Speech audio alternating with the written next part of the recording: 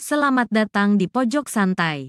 Sebelum Anda mendengarkan audiobook ini, kami menginformasikan bahwa channel ini adalah review audio dari buku yang ada di Indonesia. Untuk membaca keseluruhan buku ini, kami menyarankan membeli buku aslinya di toko buku kesayangan Anda, baik offline maupun online. Keberadaan channel ini dimaksudkan untuk membantu Anda mendapatkan pengetahuan dari buku-buku kesayangan Anda. Jangan lupa untuk subscribe, like, dan komen. Selamat datang di Konoha Senpu, channel khusus yang membahas komik dan novel dengan cara asyik. Tanpa ada silang sengketa sebelumnya, Kali Ngundil dengan tega memporak-porandakan perguruan teratai putih. Bagaimana selanjutnya? Yuk langsung saja disimak video kali ini. Sementara itu, di puncak Gunung Galunggung, dalam tapanya yang sudah berjalan 19 hari itu, tiba-tiba saja Wira Sokananta tak dapat meneruskan memusatkan segenap jalan pikirannya. Satu demi satu panca inderanya mulai terganggu. Walau bagaimanapun usahanya untuk memusatkan pikiran dan tenaga batin serta menutup segenap panca inderanya, namun sia-sia saja. Semuanya membuyar kembali. Semakin dipaksanya, semakin sulit. Mau tak mau, akhirnya tokoh silat yang sudah setengah abad ini, umurnya, terpaksa buka kedua matanya yang sejak 19 hari telah dipejamkannya. Kedua matanya itu memandang jauh ke muka, memandang keluar pintu goa di mana dia bertapa.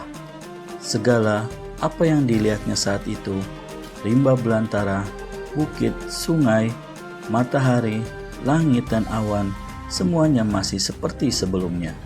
Dia datang ke situ dan tak ada perubahan. Namun hatinya tidak enak. Nalurinya membawa ke satu firasat yang mendebarkan dada dan menggelisahkan dirinya. Dan meski wujud kenyataan dari benda-benda di hadapannya yang dapat dilihatnya dari puncak Gunung Galunggung itu tiada perubahan, namun orang tua yang sudah banyak pengalaman dan mengecap ragam kehidupan itu tahu bahwa di balik semua itu pasti telah terjadi apa-apa di dunia luar sana. Diusapnya wajahnya dengan kedua tangannya. Dia merenung. Sejurus kemudian perlahan-lahan turun dari batu hitam di mana dia sebelumnya duduk bertapa. Batu hitam yang diduduki orang tua ini kelihatan berbekas leguk. Ini cukup memberi pertanda bagaimana kehebatan tenaga dalam dan luar Wira Sokananta. Diusapnya lagi mukanya. Mungkin ada apa-apa terjadi di perguruan, kata Wira Sokananta dalam hatinya. Dengan mempergunakan ilmu lari 1000 angin, maka sekali berkelebat, lenyaplah sosok tubuh orang tua itu dari mulut goa.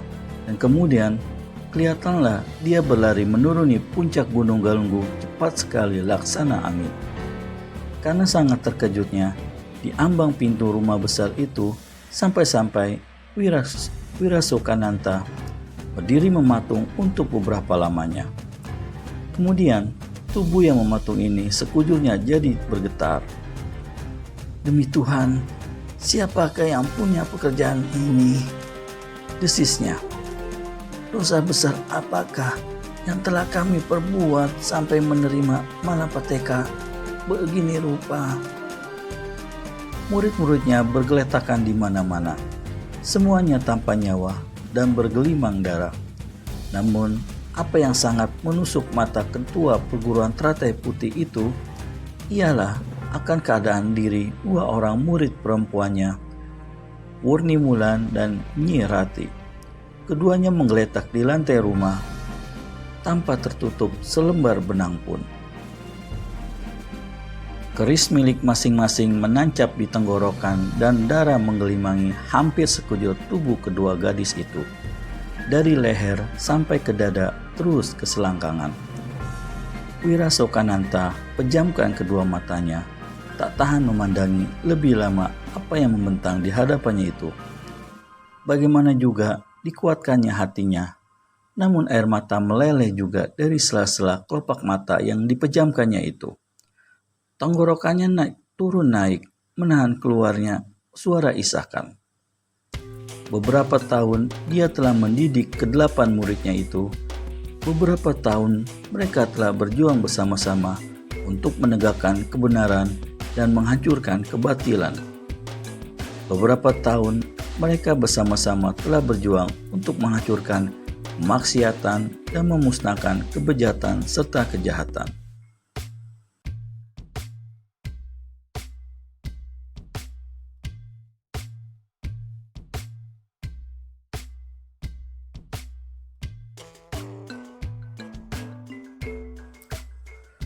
Namun hari ini, mereka semua menemui nasib semacam itu, menemui kematian dengan cara yang mengenaskan di luar dugaan Wirasokananta.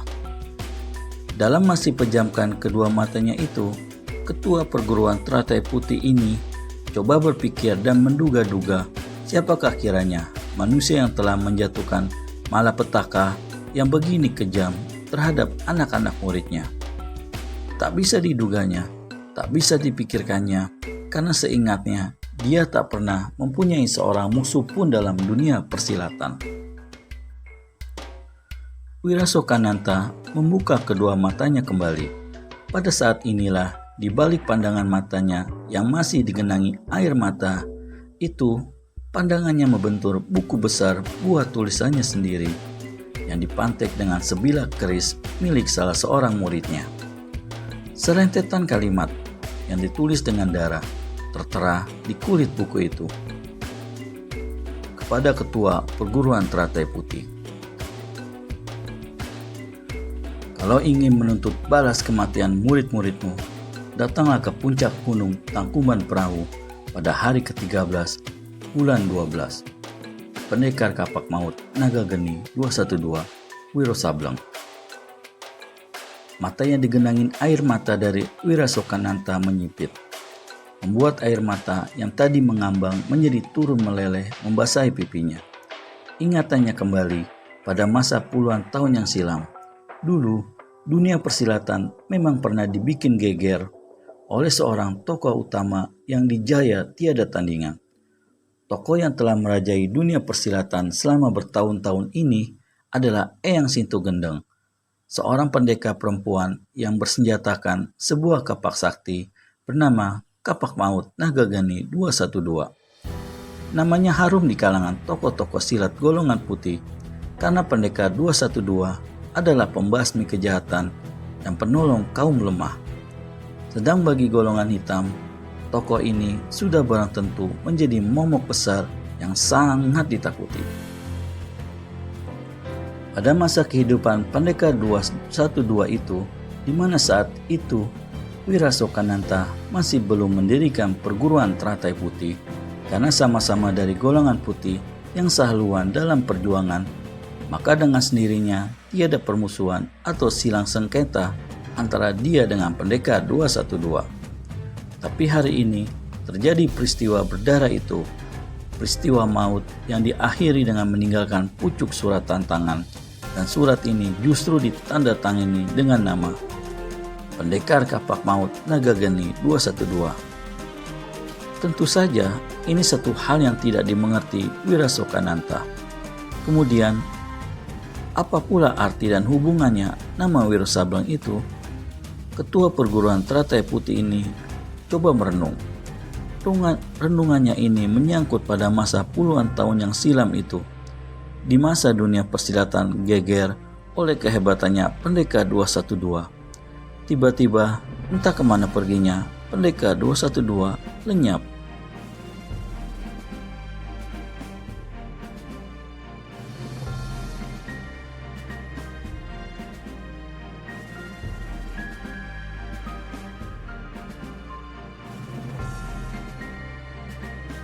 Tentang kelenyapannya ini, banyak tokoh-tokoh persilatan memberikan tanggapan. Mungkin pendekar 212 sendiri yang sengaja lenyap mengundurkan diri dari dunia persilatan. Mungkin juga tokoh itu telah menemui kematiannya dengan cara yang tak bisa diduga. Meski tanggapan yang kemudian ini agak diselimuti rasa keraguan-raguan. Tapi kini, dengan adanya kejadian maut di perguruan teratai putih itu, Wirasokananta merasa yakin bahwa sesuatu memang telah terjadi dengan diri Eyang Sinto Gendeng atas Pendekar 212.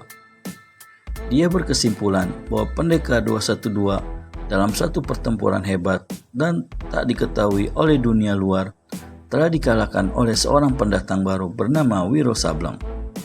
Kemungkinan sekali Pendekar 212 menemui ajalnya di tangan Wiro Sableng itu, merampas kapak maut naga geni 212 yang kemudiannya malah melintang di dunia persilatan dengan memakai gelar Pendekar Kapak Maut Naga Geni 212. Dan kelanjutan renungan ketua perguruan teratai putih itu ialah siapa manusia Wiro Sableng ini sebenarnya. Nama itu satu nama baru baginya. Namun meski nama baru, satu hal diyakini oleh Wirasokananta bahwa dengan itu manusia baik dia maupun perguruan teratai putih tak pernah mempunyai permusuhan dan menahan dendam kesumat. Apa yang menjadi latar belakang pembunuhan besar-besaran atas murid-muridnya benar-benar sangat gelap bagi Wirasokananta. Dan bila matanya membentur lagi tulisan berdarah yang menyatakan tantangan itu, benar-benar ketua perguruan teratai putih ini merasa dibakar hatinya. Bulan 12 masih 9 bulan lagi. Apakah dia akan menunggu sampai sekian lama untuk kemudian baru bertemu muka dan membuat perhitungan dengan Wiro Sableng? Ataukah detik itu juga ia meninggalkan perguruan dan mencari musuh durjana itu? Namun Wirasokananta tahu bahwa apa yang mesti dilakukannya saat itu ialah menguburkan jenazah ke-8 orang muridnya di halaman perguruan. 9 bulan, sebuah durasi yang telah dibuat Kalingundil untuk menjebak Wiro dengan menjadi buruan tokoh-tokoh sakti dunia persilatan. Bisakah Wiro menghadapi fitnah besar yang mengarah ke dirinya? Temukan jawabannya di video selanjutnya hanya di channel Pojok Santai. Segera subscribe dan tekan tombol lonceng untuk mendapat notifikasi video terbaru dari kami.